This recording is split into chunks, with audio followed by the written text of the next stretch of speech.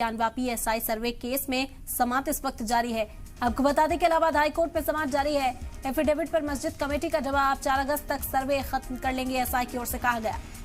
खुदाई क्या होती है, चीफ जस्टिस ने यह भी पूछा। तो ये आम समाअत इस वक्त इलाहाबाद हाईकोर्ट में जारी है। आपको बता दें कि ज्ञानवापी एसआई सर्वे को लेकर यह समाअत जारी है।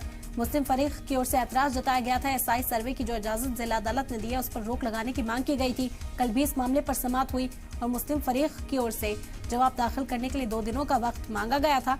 एफिडेविट जमा करने के लिए 2 दिनों का वक्त मांगा गया था। इसी वजह से आज एक बार फिर से इस मामले पर समाअत जारी है इलाहाबाद हाईकोर्ट में।